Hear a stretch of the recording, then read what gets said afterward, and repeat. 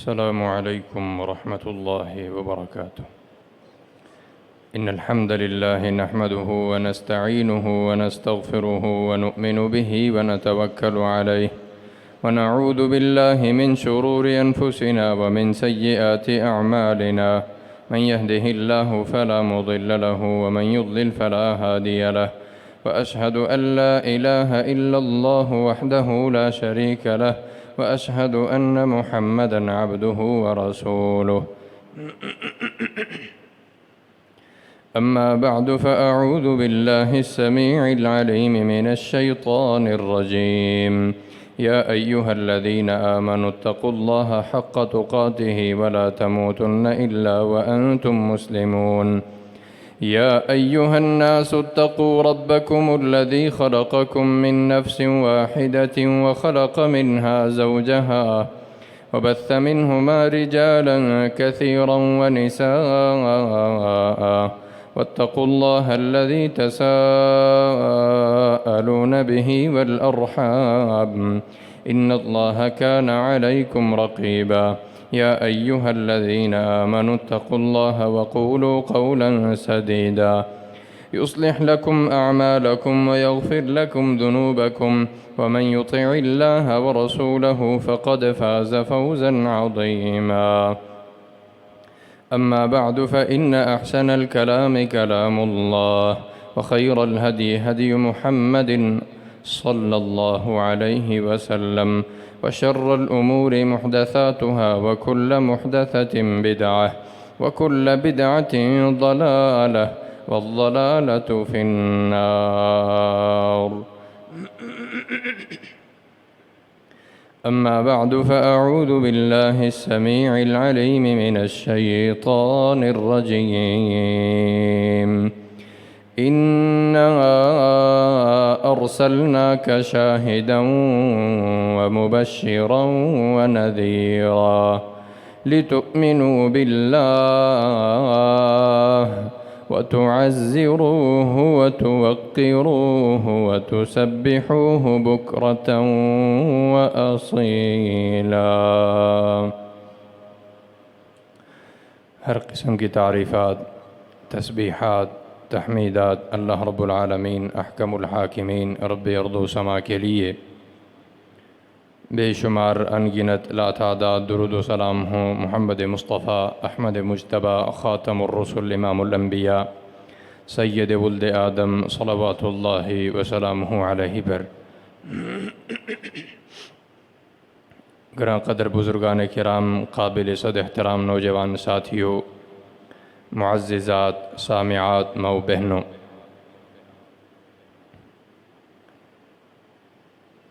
پچھلے خطبات سے نبی مکرم صلی اللہ علیہ وسلم کی ذات اقدس و مقدس کے متعلق گفتگو چل رہی ہے، جس میں نبی مکرم صلی اللہ علیہ وسلم کی عزت، ان کا مقام، نبی مکرم صلی اللہ علیہ وسلم کی اللہ کے ہاں حیثیت اور امت پر ان کے احسانات کو ہم نے تفصیل سے سنا ہے. نبی مکرم صلی اللہ علیہ وسلم کی ذات کی اس وسعت، آپ کی کمال رحمتوں اور مہربانیوں کی روشنی میں یہ بات واضح ہے کہ اللہ رب العزت نے اس امت پر نبی مکرم صلی اللہ علیہ وسلم کے بھی کچھ حقوق رکھے ہیں، جن کی ادائیگی، جن حقوق کو بجا لانا وہ امت کے ہر فرد پر لازم اور ضروری ہے. کیونکہ نبی مکرم صلی اللہ علیہ وسلم کا فرمان ذی شان ہے کہ جو بندہ مجھ پر ایمان لانے کے اندر دنیا میں کسی اور کو مجھ سے زیادہ محبوب جانے، حتیٰ کہ اپنی جان کو مجھ سے مقدم رکھے، تو تب بھی وہ مومن نہیں کہلا سکتا. یہ اللہ رب العزت نے روئے زمین پر موجود کسی شخصیت سے متعلق صرف نبی مکرم صلی اللہ علیہ وسلم کی ذات کے بارے میں یہ عقیدہ بیان فرمایا۔ عزیزان گرامی، نبی مکرم صلی اللہ علیہ وسلم کی ذات میں، آپ کے حقوق میں ہم پر پہلی چیز جس کا اللہ نے قرآن مجید میں ذکر فرمایا وہ آپ کی عزت اور تعظیم ہے۔ اور نبی مکرم صلی اللہ علیہ وسلم کی توقیر اور توصیف ہے اس عزت اور تعظیم کو اس طرح بجا لانا کہ جس طرح اللہ رب العزت نے حکم دیا اور صحابہ نے اس کا عمل کر کے دکھلایا، اس کا عملی مظاہرہ دکھلایا کہ تعظیم کیسے کرنی ہے۔ عصر حاضر میں، ہمارے اس دور میں، جس دور سے ہم گزر رہے ہیں، جس میں ہم سانس لے رہے ہیں، جہاں کہیں فتنے موجود ہیں، ان کے اندر ایک فتنہ نبی مکرم صلی اللہ علیہ وسلم کی محبت کے نام پر آپ کی ہونے والی وہ عادتیں ہیں، وہ غلطیاں ہیں، وہ خطائیں ہیں جو نبی مکرم صلی اللہ علیہ وسلم کی تعظیم کے اندر کمی لا رہی ہیں۔ آپ کی تعظیم کو کم کرنے کی کوشش کی جا رہی ہے۔ وہ کچھ لوگ تو انجانے میں کیے چلے جا رہے ہیں، لیکن اس طرف لگانے والے انجان نہیں ہیں۔ عزیزان گرامی، اللہ کے نبی صلی اللہ علیہ وسلم صحابہ کرام میں جب بھی موجود ہوتے تو صحابہ کرام رضوان اللہ علیہم اجمعین آپ کو تعظیم کی ان بلندیوں تک لے جاتے جن بلندیوں کا اللہ نے ذکر فرمایا۔ اس کا اندازہ اس سے کریں کہ اللہ تعالیٰ نے قرآن مجید میں فرمایا یا ایھا الذین آمنوا لا ترفعوا اصواتکم فوق صوت النبی، اے ایمان والو اپنی آوازوں کو نبی کی آواز سے بلند مت کرو، ولا تجہروا لہ بالقول، اور نہ اس کے سامنے اونچی آواز میں بات کرو، کجہر بعضکم لبعض، جس طرح تم ایک دوسرے سے اونچی آواز میں بات کرتے ہو، جس طرح تم ایک دوسرے سے بات کرتے ہو اس طرح اگر تم اللہ کے نبی سے بات کرنا چاہ رہے ہو، نبی صلی اللہ علیہ وسلم کے ساتھ بھی اسی طرح مخاطب ہونا چاہتے ہو، تو یہ یاد رکھو ان تحبط اعمالکم وانتم لا تشعرون، کہ تمہارے سارے ہی اعمال برباد ہو جائیں گے۔ ان الذین یغضون اصواتهم عند رسول اللہ، کچھ لوگ آئے اعرابی بدو جو بادیہ نشین ہوتے، جو صحراؤں سے دیہاتوں سے آتے، تو ان کو آداب کا پتہ نہیں ہوتا تھا کہ کس طرح کسی کے ساتھ بات کرنی ہے، کس طرح کسی کو ملنا ہے، مجلس کا کیا طریقہ کار ہے۔ سو کچھ لوگ آئے اور انہوں نے کہا کہ محمد کہاں ہیں صلی اللہ علیہ وسلم؟ تو صحابہ کرام نے فرمایا وہ گھر میں ہیں، ابھی گھر میں تشریف رکھتے ہیں، آپ انتظار کیجئے۔ تو وہ بڑے اپنے آپ کے اندر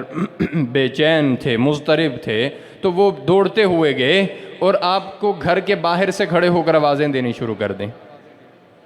اللہ کے نبی صلی اللہ علیہ وسلم کے گھر کا نقشہ یہ تھا کہ آپ کا ایک کمرہ ہوتا جس کمرے کے اوپر چھت ڈلا ہوتا، اس کو کہتے تھے بیت، بیوت النبی، اور اس کمرے کے آگے ایک صحن ہوتا جس کو حجرہ کہا جاتا تھا، حجرات النبی۔ وہ جو آپ کا گھر ہے وہ کچی اینٹوں سے بنا ہوا ہوتا، اور جو آپ کے حجرے کا ایریا ہوتا اس کی دیواریں صرف ہوتی تھیں، اس کی چھت نہیں ہوتی تھی، اور وہ دیواریں وہ کھجور کی ٹہنیوں سے بنی ہوئیں کہ وہ پردے کے لیے ایک دیوار بنائی گئی تھی۔ جبکہ وہ لوگ آپ کے گھر اور حجرے کے پیچھے سے، حجرے کے پاس سے آپ کو گھر کے اندر آوازیں دے رہے تھے۔ اللہ تعالیٰ نے ادب یہ بیان فرمایا نبی صلی اللہ علیہ وسلم کا، لا تجعلوا دعاء الرسول بینکم کدعاء بعضکم بعضا، جس طرح تم ایک دوسرے کو آوازیں لگاتے ہو اس طرح اللہ کے نبی کو نہیں بلانا، کیونکہ نبی کی شان بہت بلند ہے، آپ کا مقام بہت اعلیٰ ہے، آپ کی عظمت اور جلال اور منقبت بہت اونچی ہے، آپ کو اس طرح نہیں بلانا جس طرح تم ایک دوسرے کو بلاتے ہو۔ جب انہوں نے یہ آوازیں لگائیں، اللہ نے قرآن نازل فرما دیا، ان الذین ینادونک من وراء الحجرات اکثرهم لا یعقلون، یہ جو تمہیں حجرات کے پیچھے سے آوازیں دے رہے ہیں، آپ کو پکار رہے ہیں، آپ کو گھر سے نکالنا چاہ رہے ہیں، اکثرهم لا يعقلون، ان میں سے تو اکثر کو عقل ہی نہیں ہے۔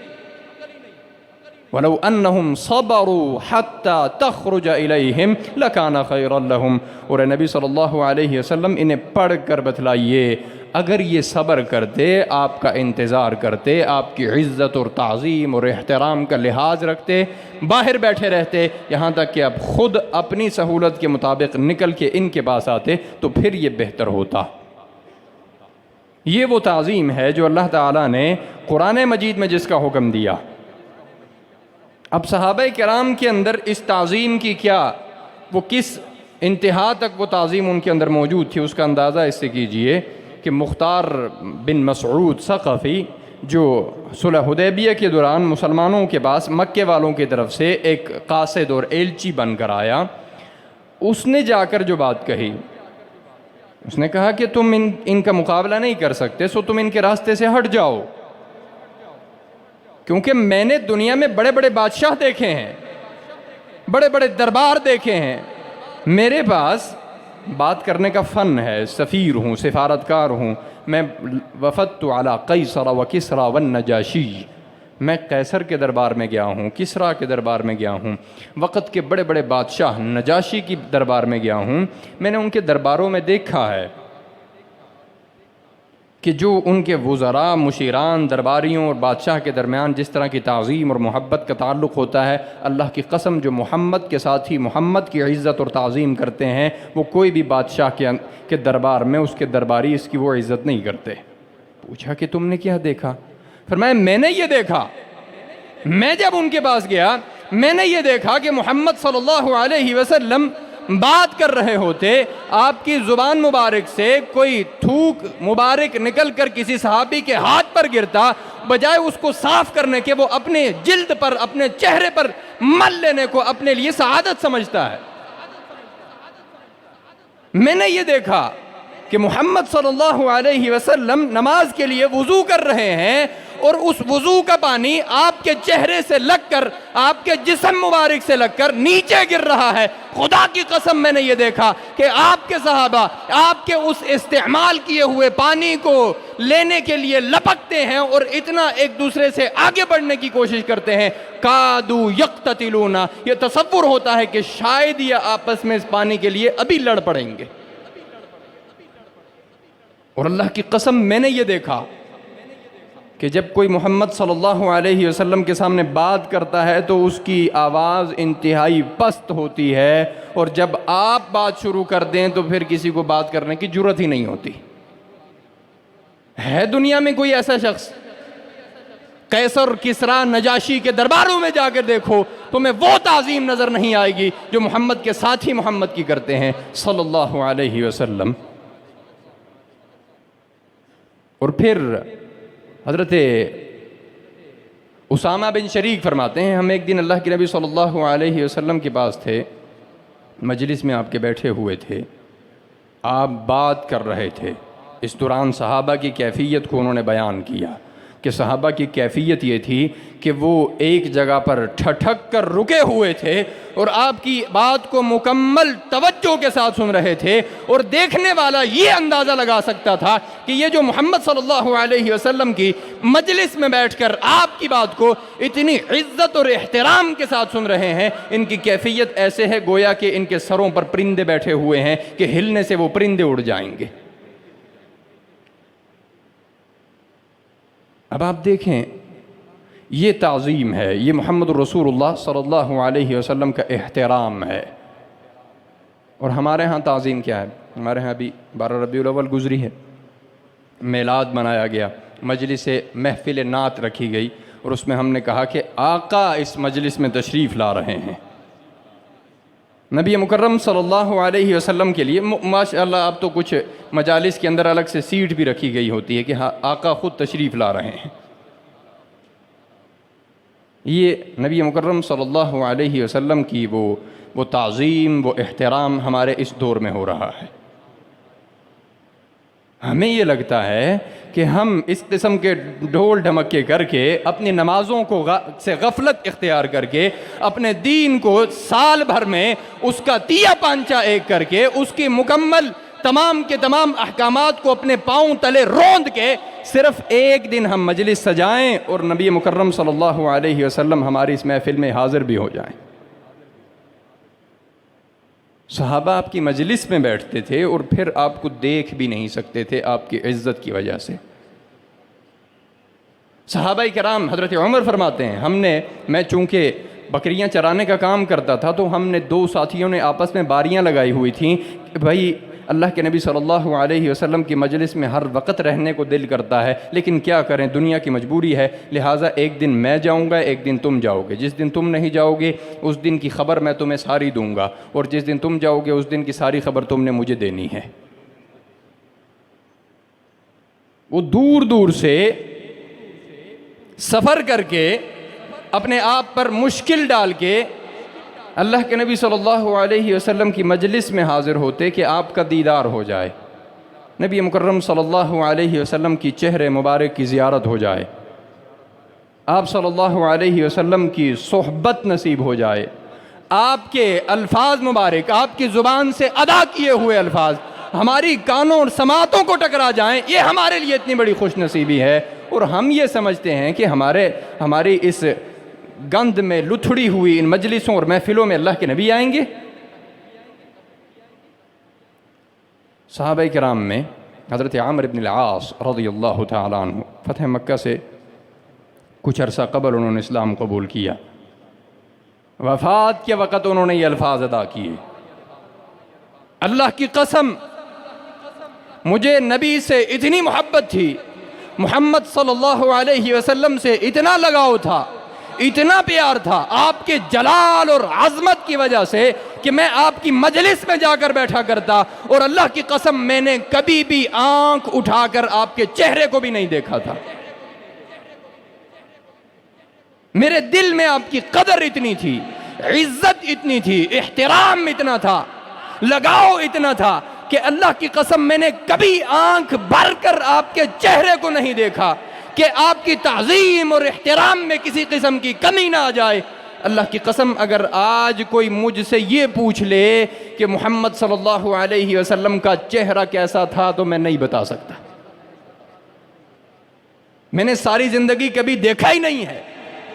اس احترام اور محبت کی وجہ سے کہ آنکھ اٹھا کر دیکھنے سے وہ تعظیم میں کمی کا عنصر نہ پیدا ہو جائے، میں نہیں بتا سکتا کہ آپ صلی اللہ علیہ وسلم کا چہرہ مبارک کیسا تھا۔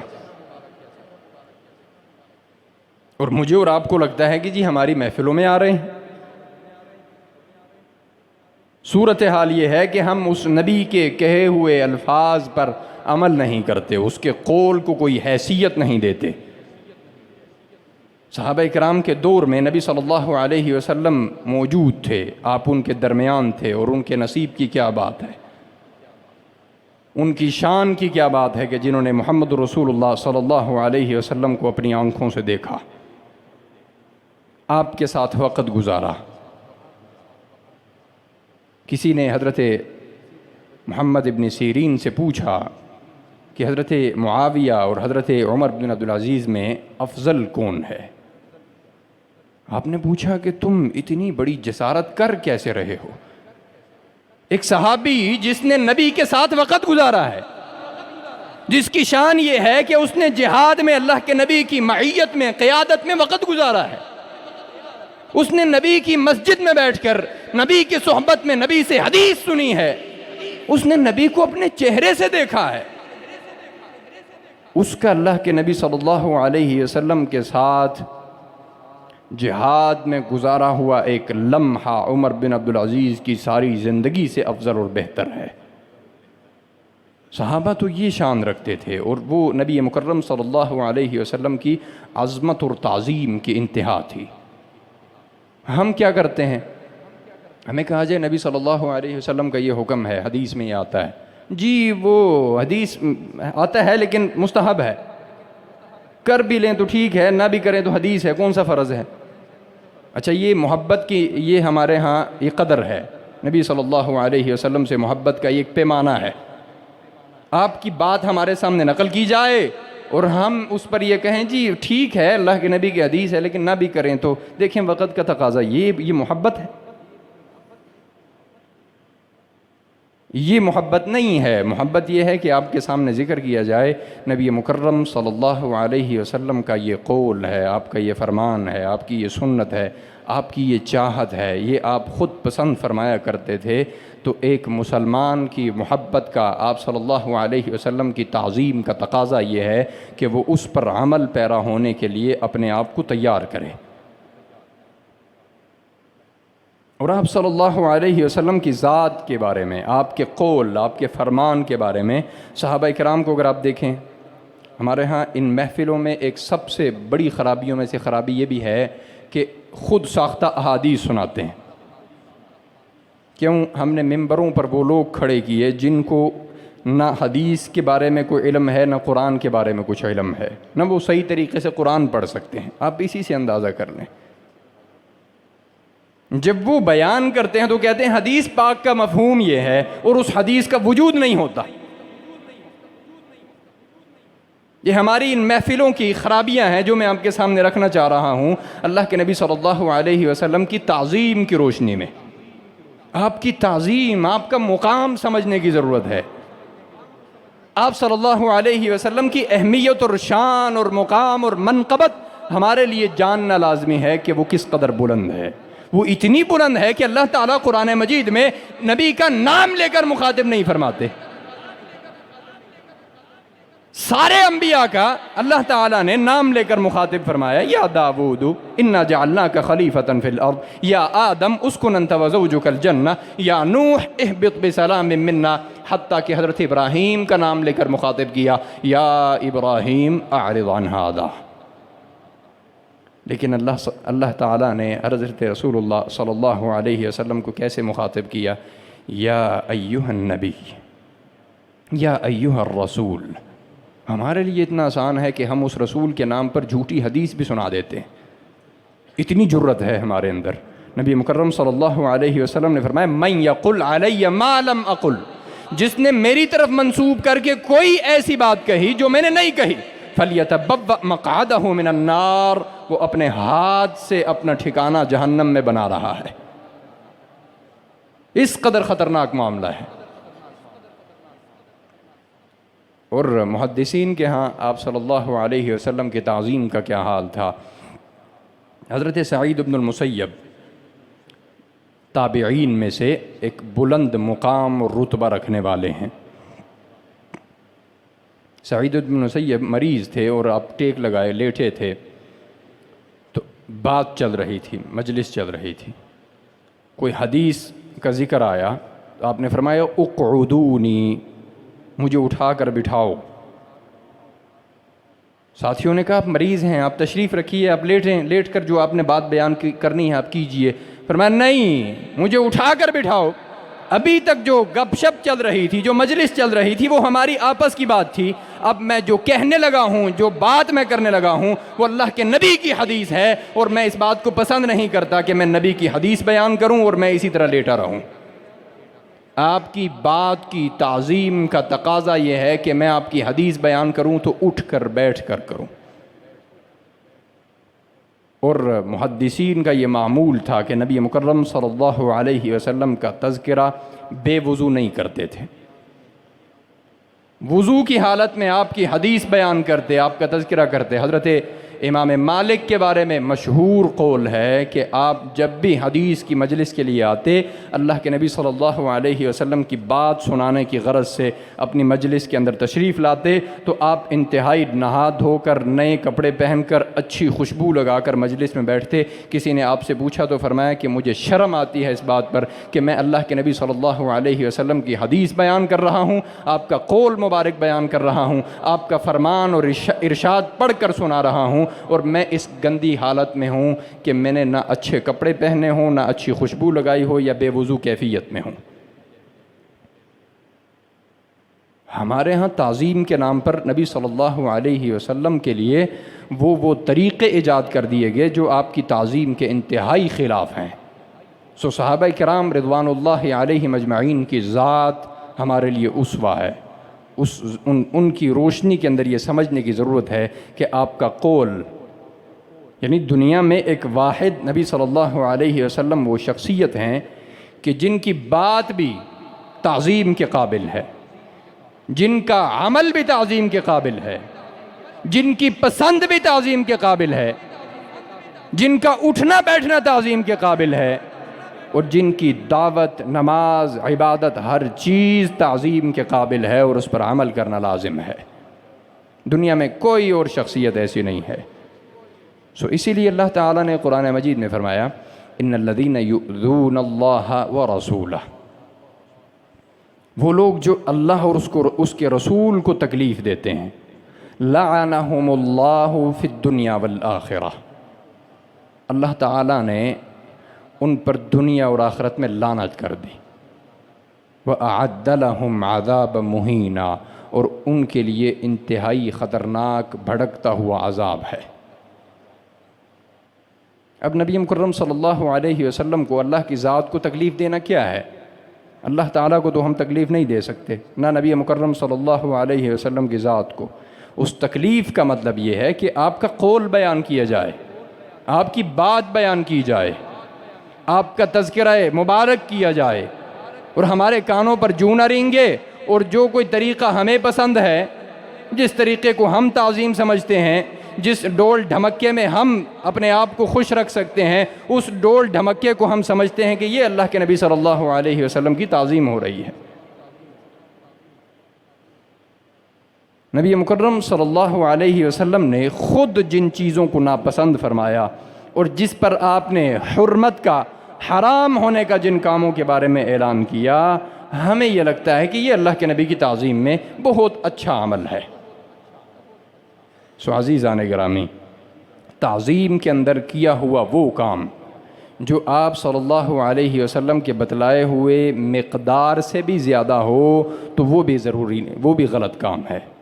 یعنی اگر نبی صلی اللہ علیہ وسلم نے ہمیں یہ بتلایا کہ ہم جمعے کا خطبہ سنیں، اس خطبے کے بعد ہم 2 رکعت نماز کی پڑھیں گے، یہ ہم کیوں پڑھتے ہیں؟ نبی صلی اللہ علیہ وسلم نے یہ طریقہ بتلایا ہے۔ آپ کی شان کے مناسب یہ ہے کہ آپ نے جو طریقہ جیسے بتلایا ہم نے ویسے کرنا ہے۔ اب ہم کہیں کہ اب ہمیں زیادہ ثواب چاہیے، ہم 2 کے بجائے اب وہ 4 رکعتیں پڑھیں گے، یہ تعظیم ہے؟ یہ خلاف ورزی ہے، اور یہی کام ہم معاشرے میں نبی صلی اللہ علیہ وسلم کی تعظیم کی آڑ میں کر رہے ہیں۔ عزیزان گرامی، خلاصہ کلام یہ ہے کہ نبی مکرم صلی اللہ علیہ وسلم کا احترام، آپ کی توقیر، ایمان کے بنیادی جزو میں سے ہے۔ آپ کی تعظیم، اس تعظیم کا کیا بنیادی طریقہ کار ہیں؟ پہلی، آپ کے اوصاف کو، آپ کے اخلاق کو، آپ کے اقدار کو، آپ کی تعلیم کو بیان کرنا۔ وَرَفَعْنَا لَكَ ذِكْرَكَ، ہم نے اس کی تفصیل پچھلے جمعے میں سنی ہے۔ اللہ تعالیٰ نے آپ کا ذکر بہت بلند کر دیا ہے۔ آج ساری دنیا کی مساجد، محفلوں کی تب تک ابتدا نہیں ہوتی جب تک کہ آپ صلی اللہ علیہ وسلم پر درود نہ پڑھ لیا جائے۔ اور دوسری چیز، آپ کی بات کی اتباع، آپ کے قول اور ارشاد کو ماننا، اس پر چلنا، یہ دنیاوی نبی مکرم صلی اللہ علیہ وسلم کی تعظیم کے اجزاء میں سے ایک جزو ہے۔ آپ کی شان، عزت اور ناموس کی حفاظت، اور آپ کے قول اور ارشاد کے اوپر چلنا۔ اگر انسان کسی ایک میں سست ہو جائے تو وہ آپ کی تعظیم یا آپ کا احترام کرنے والا نہیں کہلائے گا۔ ایک مثال سے آپ سمجھ لیجئے کہ ایک بندہ اپنے والد سے بڑی محبت کرتا ہے، اور جب اس کا والد بیمار ہوتا ہے تو وہ خدمت بھی کرتا ہے، جب والد کے پاس آتا ہے تو ابا جان کہہ کر پکارتا ہے، ان کے جوتے سیدھے کرتا ہے، ان کے کپڑے استری کر کے دیتا ہے۔ لیکن جب ابا جان کہیں بیٹا فلاں کام نہیں کرنا تو بندہ وہی کام کرے، تو وہ باپ سے محبت کرنے والا نہیں کہلاتا۔ اسی طرح باپ کے کہنا تو بڑا مانتا ہے لیکن والد کو نام سے پکارتا ہے تو وہ بھی کوئی عزت و احترام نہیں ہے۔